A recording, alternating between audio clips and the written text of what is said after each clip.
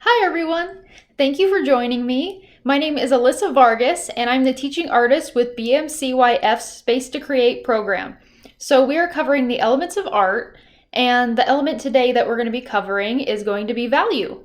So what we're going to be doing today is a small still life sketch of a fruit, and it's going to show a range of values in it. So I hope you enjoy this video. All you're really going to need for this video is a pencil, an eraser, and some different colored pencils. All right, let's get started. So like I said, you're not going to really need much for this week, but if you want to challenge yourself, I would highly suggest that when you do this drawing, not only just doing a pear like I'm doing, but if you actually have fruit of your own, to use that and to set it in front of you on a white piece of paper and to just draw straight from that rather than drawing from a picture. This is what most artists do for a still life drawing.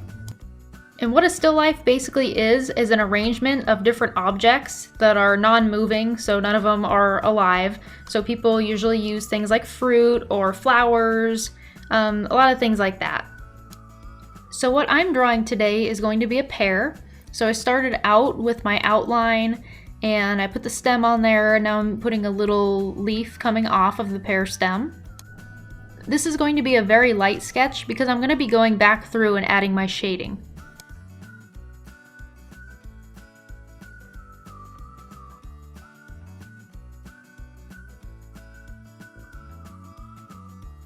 Now I'm going to start shading with some hatched lines. So I'm going to use the form of the pear and just kind of go along with that, as you can see here.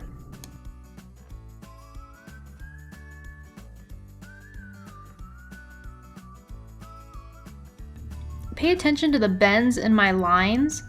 You'll notice that on the edges it tends to curve more. This is because the pear is not just an object that is completely flat. So it's round and there's dimensions to it. So you want to kind of show that this isn't just a flat object. So now that I did a layer of lines going the opposite direction horizontally, I've now created cross-hatching lines.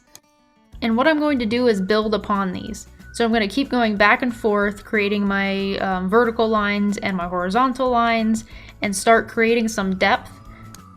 And I'm going to show this depth by using different values. So you can see that the values on the bottom half of this pear are starting to get darker. This is because this is the part of the pear that is going to be closer to the table surface. And because the light is either coming from above the pear or around the sides of the pear, no light is going to be able to come from the bottom, from underneath the pear. That's why the bottom of the pear is going to appear darker. So we want to capture this with the cross-hatching lines that we're making.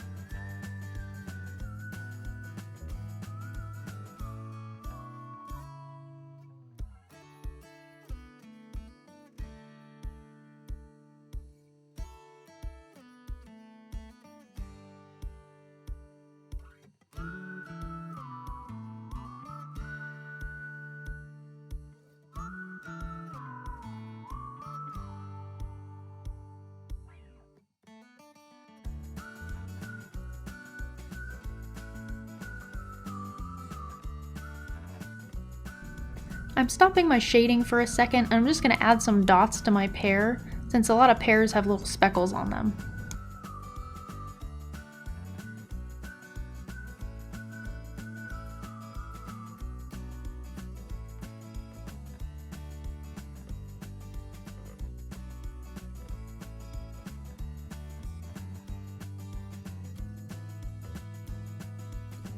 So now I'm going back to shading with my cross-hatching lines.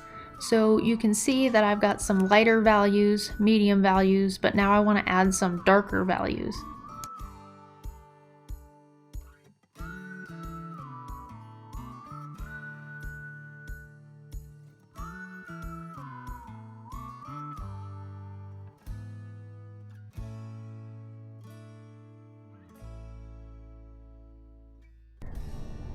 The light that's hitting the pear is coming from face forward and slightly to the left, so there's going to be more darker values on the right side, lower right side.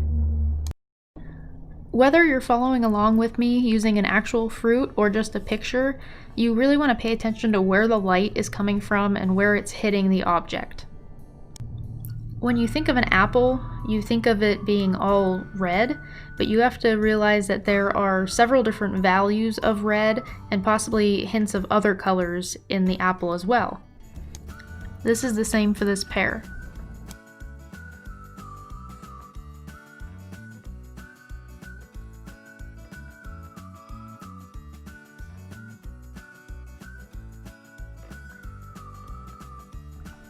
You'll notice that I'm leaving an area a tad bit lighter in between the pear and the ground. This is because the pear is sitting on a white table, and so that table is reflecting light back at the pear. So this is called reflected light. You'll notice that a lot of different objects reflect light from the table that they're sitting on. And now I'm going to add a shadow for the pear. And because the light is coming from the left, I'm going to be drawing the shadow on the right side. This is called a cast shadow because it's the shadow that's being casted by the pear onto the floor.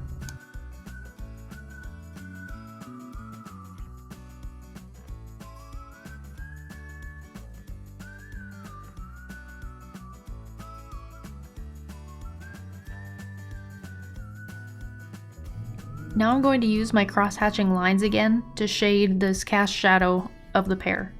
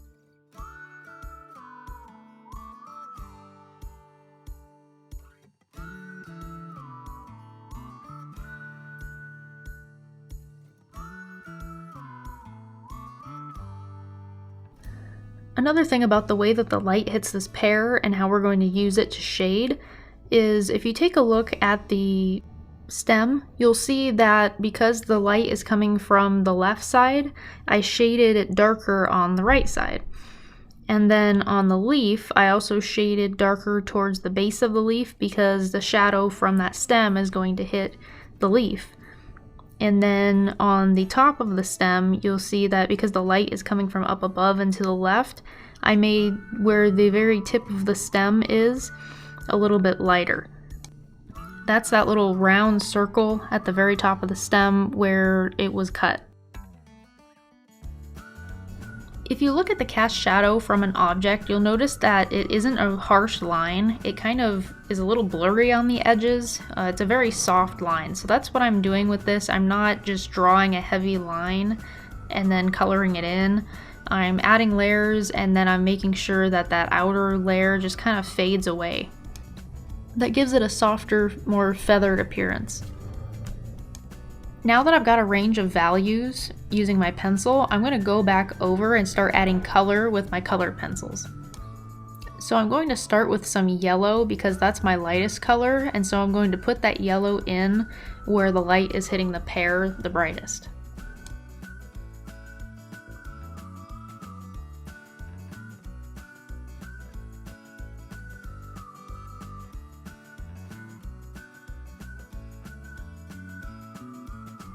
Now I'm bringing out my light green, and I'm going to start shading around this yellow and blend into the yellow.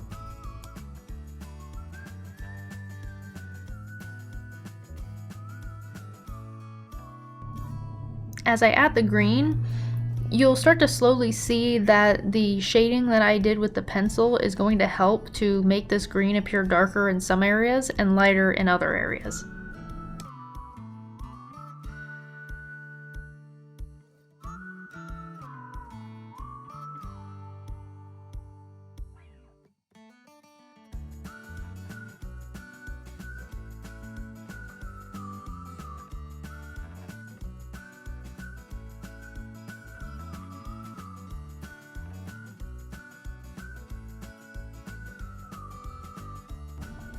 Now I'm going to take out my blue, and I'm going to be shading the lower half of the pear with my blue.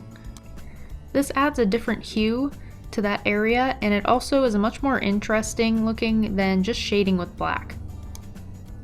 You'll learn later on, if you study art, that there are a lot of artists that don't even use black at all. They shade objects using a mix of colors.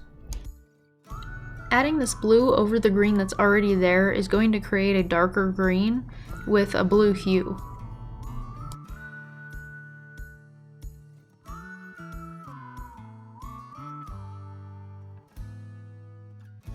Now I'm going to go back over with my green, and I'm going to be blending it into the blue and back up into the yellow green.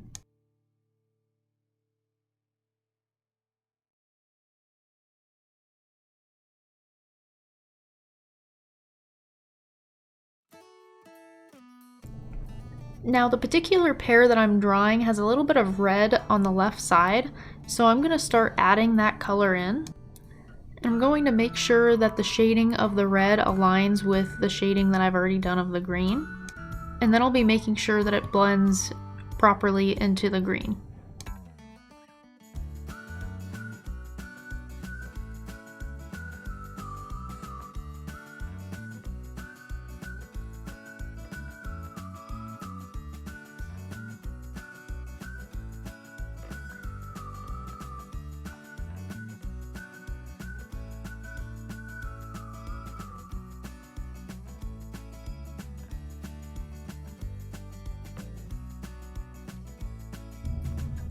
Now I'm taking my brown and I'm going to add some shading to the stem.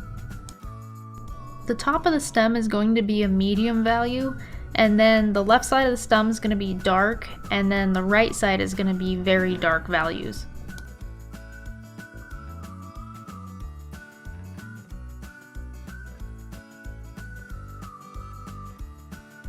Now I'm going to shade this leaf, and I'm going to follow the same process that I did with the pear, and so I'm going to start with yellow on the lighter areas.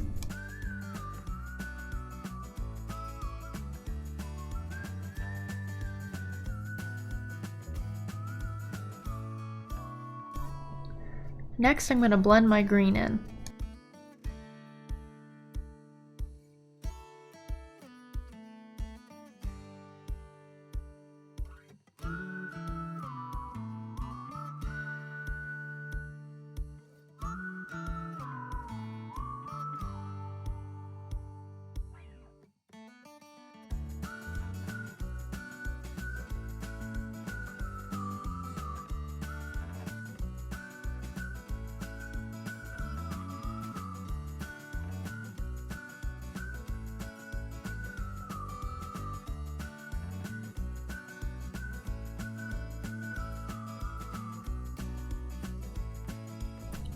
For the darkest part of the leaf, I'm going to start adding my blue in just like I did on the bottom of the pear.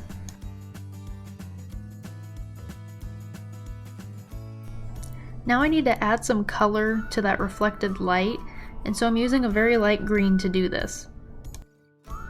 I'm also going to include some yellow so that it's more of a yellow-green.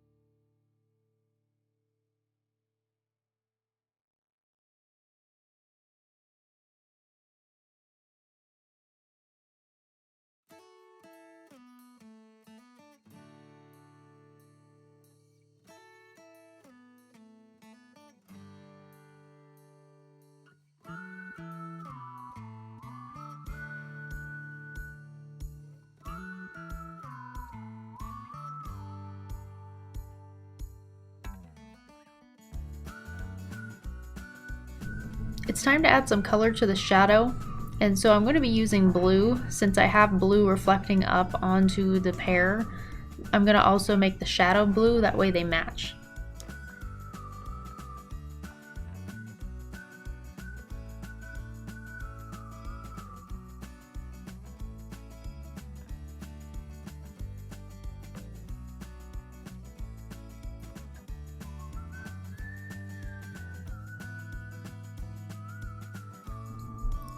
And that is going to conclude this week's tutorial on value. This pear has examples of light, medium, dark, and very dark values. It also uses cross-hatching lines to help achieve this. Alright, so that is it for this week. So far we have now covered line, color, shape, and now value. So you can join me next week for the next element of art. And if you took part in this project, please do share your work with us. We really want to see what you've done. And if you are just now getting into this, please do go back and look at the other videos. They're still available on the YouTube channel. And so I'll see you next week.